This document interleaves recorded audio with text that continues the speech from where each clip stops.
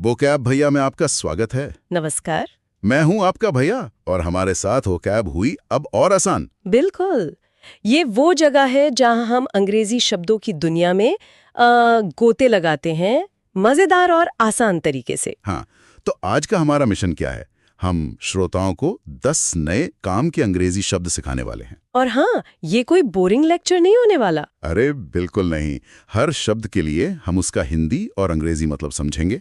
उसके जैसे कुछ और शब्द, मतलब सिनोनिम्स। और हाँ, रोजमर्रा की बातचीत में उसे कैसे इस्तेमाल करें, इसके लिए 2 उदाहरण वाक्य भी। सबसे बढ़िया बात यह है कि सेशन के आखिर में इन्हीं 10 शब्दों को लेकर एक मजेदार कहानी भी होगी। हाँ, कहानी से शब्द दिमाग में एकदम बैठ जाते हैं ना। बिल्कुल, कहानियां चीजों को यादगार बना देती हैं, तो माहौल एकदम हल्का फुल्का रखते हैं। जैसे 2 दोस्त बातें कर रहे हों और कुछ नया सीख रहे हों। परफेक्ट। बढ़िया, तो शुरू करें।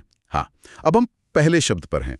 पहला शब्द है एमिस, AMISS। सुनने में ही थोड़ा गड़बड़ जैसा लगता है। एमिस। हाँ, और मतलब भी कुछ वैसा ही है। एमिस का हिंदी में मतलब होता है गलत, अनुचित या कुछ गड़बड़ होना। अच्छा। अंग्रेजी में कहें तो not right, out of place और फॉल्टी। जैसे जब आपको लगे कि कुछ ठीक नहीं है या कोई चीज अपनी सही जगह पर नहीं है। इसके पर्यायवाची यानी सिनोनिम्स हैं रॉन्ग मतलब गलत, अराय टेढ़ा मेढ़ा या बिगड़ा हुआ। ऑलराइट, नया शब्द है ये भी। हाँ, फिर फॉल्टी दोषपूर्ण और इम्प्रॉपर यानी अनुचित। अच्छा, मतलब जब माहौल थोड़ा डाउटफुल लगे तब ये शब्द काम आ सकता है। उदाहरण देखें। हाँ, बताओ। पहला, something felt amiss when the light suddenly went out.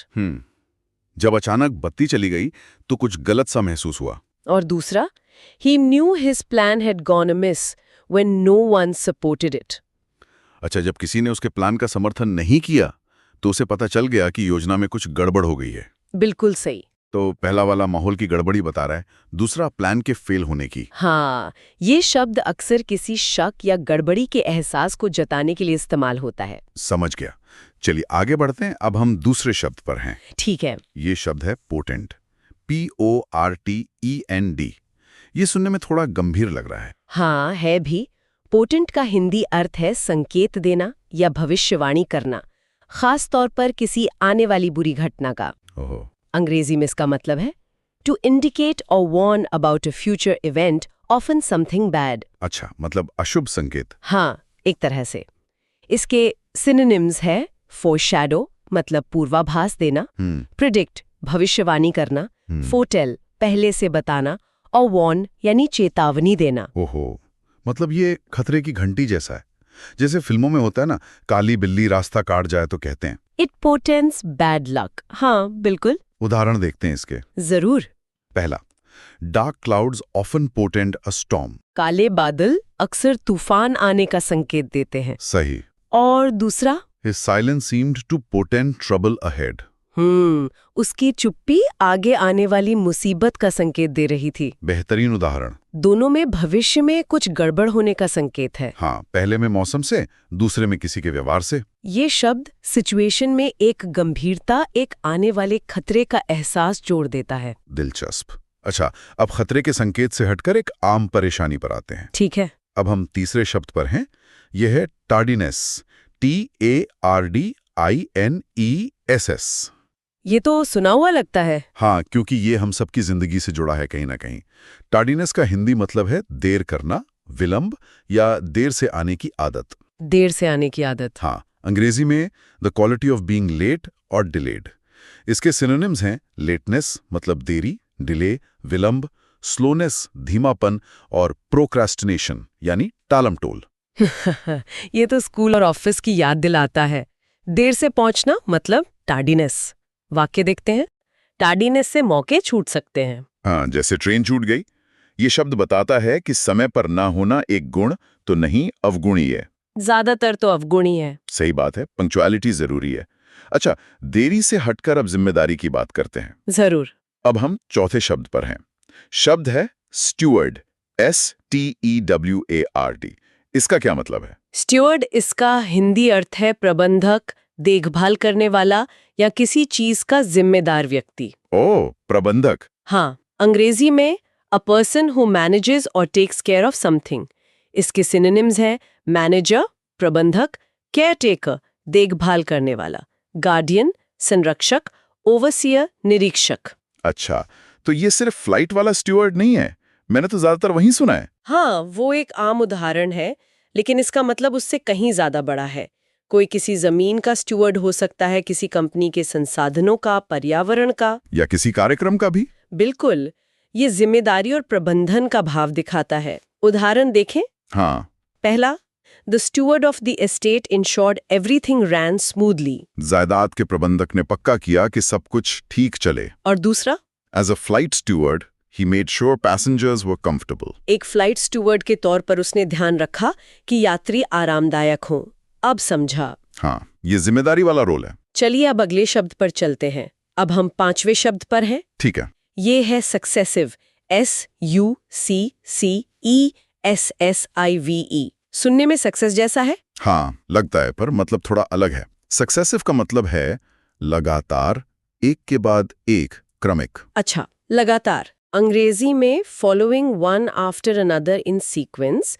इसके सिनोनिम्स है कंसेक्यूटिव, ये भी लगातार, कंटिन्यूअस निरंतर, सीरियल श्रृंखलाबद्ध, सीक्वेंशियल क्रमिक। मतलब बिना गैप के एक क्रम में। हाँ बिल्कुल।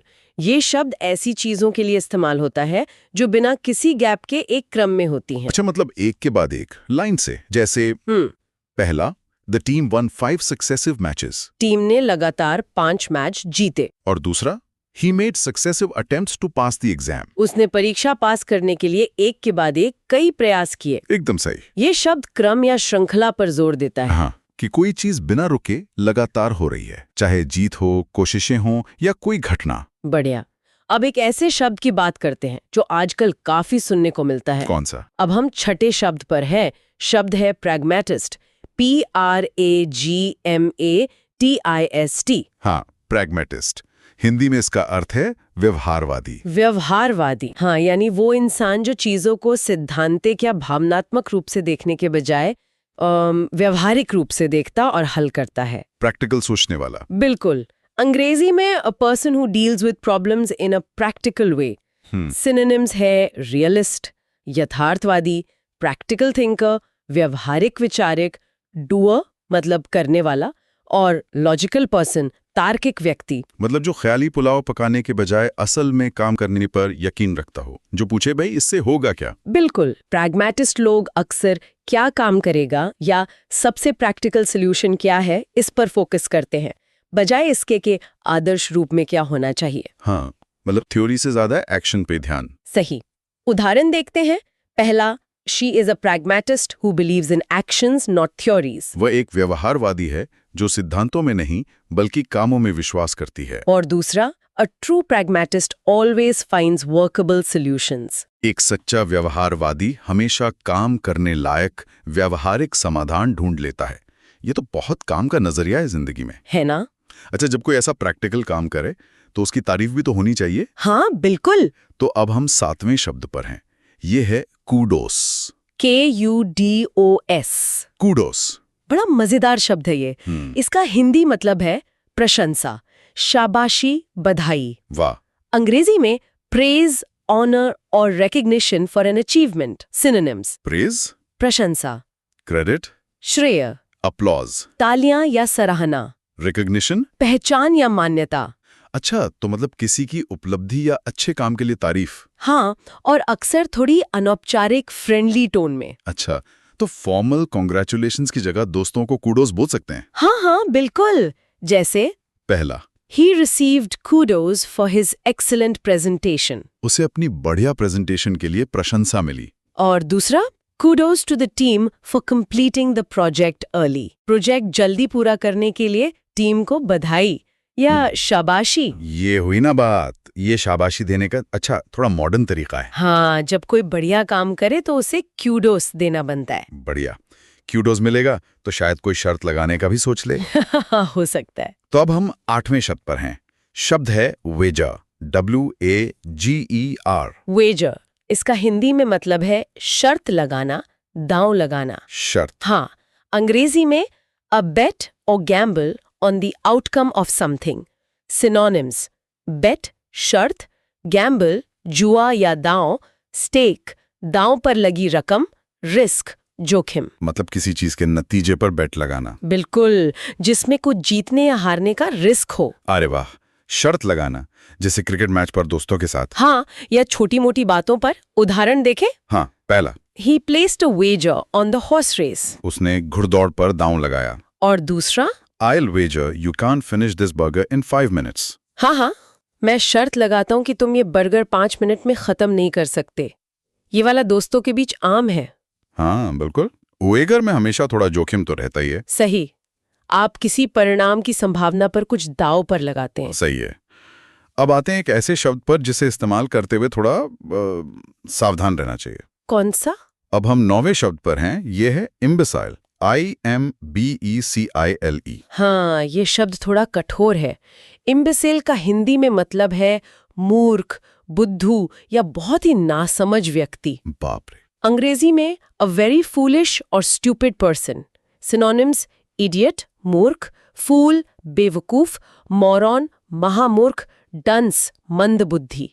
ये किसी ऐसे व्यक्ति के लिए इस्तेमाल होता है जिसने कोई बहुत बड़ी बेवकूफ़ी की हो। ये तो काफी अपमानजनक शब्द है। इसे मजाक में भी शायद सोच समझ कर ही बोलना चाहिए। बिल्कुल, ये शब्द काफी नेगेटिव और अपमानजनक माना जाता है, तो इसका इस्तेमाल करने से बचना ही बेहतर है। हाँ, मतलब बस जानकारी के लिए ठीक है। हाँ, उदाहरण देख लेते हैं समझने के लिए कि ये कैसे यूज होता है, ना कि इस्तेमाल करने के लिए। पहला, Only an imbecile would drive so fast in the rain. बारिश में इतनी तेज गाड़ी केवल एक मूर्ख ही चलाएगा। और दूसरा, He called me an imbecile for losing the keys. चाबियां खोने पर उसने मुझे बुद्धू कहा। समझ गया। हाँ, तो इसे अपनी वोकैबुलरी में रखें, पर जबान पर लाने से पहले 100 बार सोचें। बिल्कुल। चलिए अब एक प्यारे से शब्द पर आते हैं। हाँ। कौन सा? अब हम 10वें और आखिरी शब्द पर हैं। शब्द है beguiling। BEGUILING। beguiling। ये बड़ा खूबसूरत शब्द है। इसका हिंदी अर्थ है आकर्षक, मोहक, मन मोह लेने वाला। वाह। अंग्रेजी में चार्मिंग, कैप्टिवेटिंग और मिसलीडिंगली अट्रैक्टिव। सिनोनिम्स चार्मिंग आकर्षक, एन्चांटिंग जादुई, अल्योरिंग लुभावना, फैसिनेटिंग दिलचस्प या मोहक। सुनने में ही जादू है। beguiling smile, beguiling eyes, है ना? हाँ बिल्कुल, लेकिन एक बात ध्यान देने वाली है। क्या? beguiling का मतलब सिर्फ आकर्षक नहीं होता। कभी कभी इसमें हल्का सा भ्रामक या धोखा देने वाले आकर्षण का भाव भी छिपा हो सकता है। ओहो, मतलब जो चीज मोहक है जरूरी नहीं कि वो अच्छी भी हो। हाँ, कुछ कुछ वैसा। उदाहरण देखते हैं। हाँ। पहला, She gave him a beguiling smile. उसने उसे एक मोहक मुस्कान दी। यहाँ तो शायद सिर्फ आकर्षक है। हाँ। अब दूसरा देखो, The magician's tricks were truly beguiling. जादूगर की चालें वास्तव में मोहक थीं या भ्रम में डालने वाली थीं? बिल्कुल, यहाँ मोहक के साथ साथ भ्रमित करने का भाव भी है। ओहो, ये तो गहरा शब्द निकला। मतलब सावधान, सुंदरता खतरनाक हो सकती है वाला मामला। हाँ, कुछ वैसा ही। हाँ, तो ये थे हमारे आज के 10 शब्द। Amiss, portend, tardiness, steward, successive, pragmatist, kudos, wager, imbecile और बेगाइलिंग। क्या सफर था। हाँ। काफी दिलचस्प शब्द थे आज के। अब इन सारे मोतियों को एक धागे में पिरोने का वक्त है, यानी हमारी कहानी का। तैयार हैं सब सुनने के लिए? मैं तो तैयार हूँ सुनाने के लिए। तो सुनिए ये कहानी जिसमें हमारे आज की सभी 10 शब्द शामिल हैं। ओके। अर्जुन नाम का एक नौजवान था गांव में। वो एक सच्चे प्रैग्मेटिस्ट के तौर पर जाना जाता था। अच्छा, प्रैक्टिकल सोचने वाला। हाँ, जहां बाकी लोग बस बातें बनाते, अर्जुन काम करने में यकीन रखता था। एक साल गांव में कुछ अमिस लगने लगा। क्या गड़बड़ हुई? नदी जो उनकी जीवन रेखा थी वो पतली होने लगी थी, सूखने लगी थी। गांव के बुजुर्ग फुसफुसाए, ये बुरे वक्त का पोटेंड है, सूखे का संकेत। ओहो, चिंता की बात थी। बिल्कुल, लेकिन कई गांव वाले अजीब सी टार्डीनेस दिखा रहे थे। मतलब देरी, आलस। हाँ, अरे बारिश हो जाएगी या सरकार कुछ करेगी, बस यही सोचते रहे। पर अर्जुन ऐसे नहीं बैठ सकता था। उसने गांव की जमीन और लोगों के भविष्य के स्टूवर्ड की तरह जिम्मेदारी महसूस की। सही किया। उसने सक्सेसिव 3 शामों तक पंचायत बुलाई, एक के बाद एक 3 बैठकें। हमें कुछ करना होगा, उसने कहा। लीडरशिप दिखाई। हाँ, कुछ लोगों ने उसे कूडोज दिया, उसकी हिम्मत की दाद दी, पर कुछ पुराने ख्यालात वाले वो उसे इम्बेसिल समझने लगे, अरे बुद्धू समझने लगे। हाँ। अरे छोड़ो भी लड़के, तुम क्या कर लोगे। एक चाचा ने ताना मारा। अर्जुन को गुस्सा तो आया, पर उसने शांति से कहा, क्या कहा? ठीक है चाचा, लगा लो वेजर। शर्त? हाँ, अगर हम सब मिल के आज मेहनत करें तो अगली फसल तक पानी रहेगा, वरना कटोरा लेकर घूमना पड़ेगा। हाँ, क्या बात है। अर्जुन की बातें बड़ी बेगाइलिंग थीं। उनमें एक जोश था, एक सच्चाई थी। धीरे धीरे लोग उसकी बातों में आने लगे। अच्छा, मतलब उसकी बातों ने मोह लिया लोगों को। हाँ, प्रेरित किया। उसने सबको साथ लेकर पुराने तालाबों को गहरा करने, बारिश का पानी बचाने के तरीके बनाने और पेड़ लगाने का काम शुरू किया। महीनों की मेहनत रंग लाई। अगली बरसात तक उनके पास पानी का इंतजाम था। वाह, कमाल कर दिया। और पता है कहानी का मजेदार हिस्सा क्या है? क्या? जिस चाचा ने उसे इम्बिसिल कहा था ना, हाँ। वो शर्त हार गए। हाँ। और उन्हें पूरे गांव के सामने अर्जुन की तारीफ में 100 उठक बैठक लगानी पड़ी। ये तो बढ़िया सजा मिली। और हाँ, अर्जुन ने सबको ये भी याद दिलाया, दोस्तों, life doesn't reward tardiness, it rewards successive efforts. Be a pragmatist, act now and the world will give you kudos later. वाह, जिंदगी देरी को नहीं, लगातार कोशिशों को इनाम देती है। व्यवहारिक बनो, अभी काम करो और दुनिया बाद में तुम्हारी प्रशंसा करेगी। क्या बात है। गांव बच गया और अर्जुन सबका हीरो बन गया। ये कहानी हमें सिखाती है कि जब कुछ अमिस लगे तो वो शिकायत करने का नहीं, बल्कि उठकर जिम्मेदारी लेने और काम करने का मौका होता है। वाह, क्या कहानी थी, मजा आ गया। और वो चाचा की उठक बैठक सारे शब्द कितनी खूबसूरती से इस्तेमाल हुए और वो कोट भी एकदम फिट बैठा। हाँ, कोशिश यही थी कि कहानी मजेदार भी हो और शब्द याद भी रह जाए। और वो चाचा वाला किस्सा, अरे थोड़ा हंसी मजाक तो बनता है ना। बिल्कुल बनता है। वैसे एक और छोटा सा चुटकुला याद आ गया टार्डिनेस और इम्बिसाइल पर। सुनाओ? हाँ, जरूर। Teacher, why you let again? तुम फिर से देर से क्यों आए हो? Student, Sir, my alarm clock is an imbecile.